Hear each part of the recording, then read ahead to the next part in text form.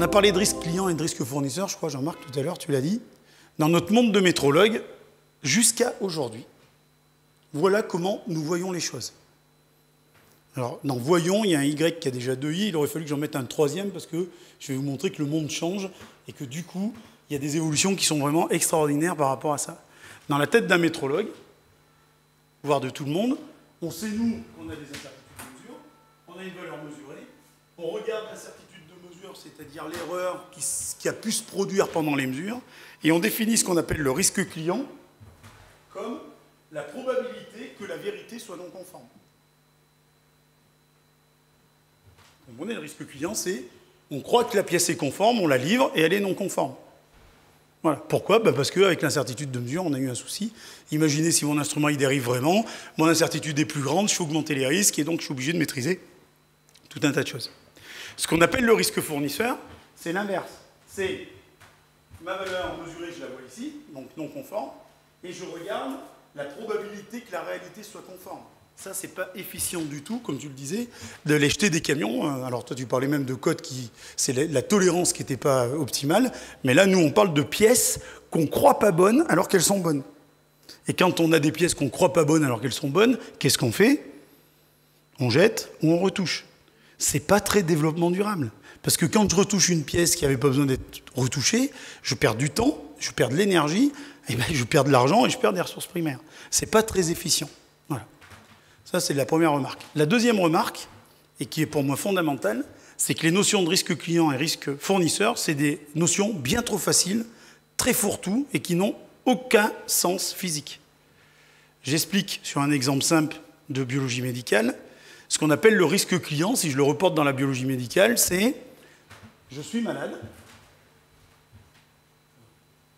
Je ne peux pas le faire sur cette graphe là. Je le ferai après. Enfin, c'est je suis malade, ok, et à cause des erreurs de mesure inexorables qui se produiront pendant l'analyse de mon sang, le laboratoire trouve que je ne suis pas malade. Donc en fait, je suis non conforme, mais on me voit conforme. C'est exactement ça le risque client. Bilan des courses, je ne vais pas bénéficier d'un traitement qui aurait pu améliorer ma situation, voire même, pourquoi pas, me sauver la vie. On comprend bien ce que ça veut dire.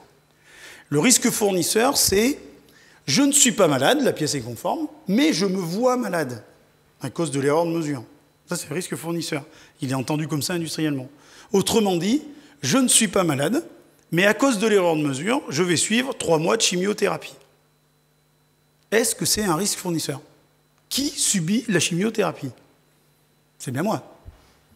Ce risque fournisseur, c'est une vue de l'esprit, c'est de la sémantique. Mais en réalité, quand je retouche des pièces qui étaient bonnes, j'augmente mes coûts de revient, j'augmente mon impact sur la planète, j'augmente tout ça. Donc c'est pas moi qui paye, c'est toujours le client final. C'est toujours le client final qui va payer un produit trop cher par rapport aux besoins parce qu'on aura fait des actions qui étaient inutiles. Évidemment, c'est pas la même chose que d'avoir une pièce non conforme sur un avion ou de retoucher une pièce à tort qu'on croit non conforme pour la rendre conforme. Hein, parce que quand on est dans l'avion, on ne veut surtout pas de pièces non conformes. Okay? Donc on est prêt à payer le prix. Mais, désolé de revenir sur l'exemple des stylos, quand on fabrique des bouchons de stylos, s'il y a un lot qui n'est pas bon, les enjeux ne sont pas tout à fait aussi terribles, me semble-t-il, mais je ne suis pas spécialiste des stylos. Et donc je veux bien qu'on en discute. Voilà. Donc cette vision-là du risque client et du risque fournisseur, c'est quand même des questions importantes à se poser. Et nous, métrologues, on a une nouvelle norme qui nous vient d'une organisation qui s'appelle le Bureau international des poids et mesures, qui a des groupes de travail qui sont des théoriciens des grands laboratoires nationaux qui nous expliquent à nous, pratiquants, ce qu'il faut faire. Voilà, enfin, il faut toujours qu'on ait des gens qui réfléchissent. Hein, quand même, nous, on fait peu de la recherche et le développement toute la journée. Donc ces gens-là, c'est des grands laboratoires de recherche. Et en 2012, ils ont sorti un document qui s'appelle le JCGM 106. C'est un guide publié par le Bureau international des poids et mesures. En 2012, il a été repris instantanément sous forme de norme ISO, pour dire le poids du BIPM dans la normalisation internationale. C'est-à-dire que le BIPM sort un document, l'ISO l'attrape et dit « boum, c'est une norme ». On l'a appelé ISO Guide 98-4. C'est un bouquin de statistiques. C'est-à-dire que, pour tout vous dire, depuis 5 ans maintenant, je crois, ouais, 2013, oui, 5 ans, À l'AFNOR, on a un groupe de travail chargé de rédiger un fascicule de documentation qui explique ce qui est écrit dans ce guide. C'est du gros niveau, les gens qui sont dans ce groupe. C'est des statisticiens réputés, et on est à 5 ans de travail, on n'a pas fini le guide, presque. On a fini de vérifier les calculs. Donc maintenant, on est pratiquement en phase de draft, en fait, pour vous dire à quel point il est compliqué d'appréhension, pour le comprendre. Parce qu'il change beaucoup la donne, à tel point que, je crois que j'ai dit tout à l'heure, ou je ne sais plus où c'était en aparté, je suis en train de publier un article dont le titre est « Guide 98-4, une révolution copernicienne pour la métrologie ». Voilà. Parce que ça change tout. Et pourquoi ça change tout ?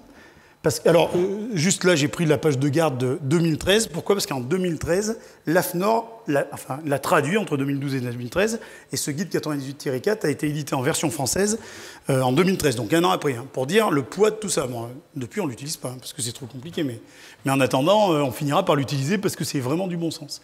Et pourquoi c'est du bon sens ? Parce que cette norme, elle dit, oh les gens, il n'y a pas que la mesure qui compte. Rappelez-vous ce que je vous ai dit sur le risque client. Le risque client, c'est la probabilité de mesurer conforme une entité, un composant qui serait non conforme. D'accord ? Pour qu'il existe, ce risque client, il faut bien qu'on ait des composants non conformes. Parce que même si je mesure comme un cochon une production qui est toute conforme, il n'y a pas de risque client. Pour qu'il y ait risque client, il faut que le procédé de fabrication nous produise des entités non conformes.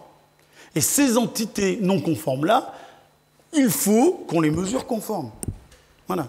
Sinon, il n'y a pas de risque client. Je mesure comme un cochon, mais il n'y a pas de risque client. Pour le risque fournisseur, c'est différent. Parce que si je fabrique très bien et que je mesure mal, je vais effectivement me tromper en croyant des fois que c'est pas bon, alors que c'est bon.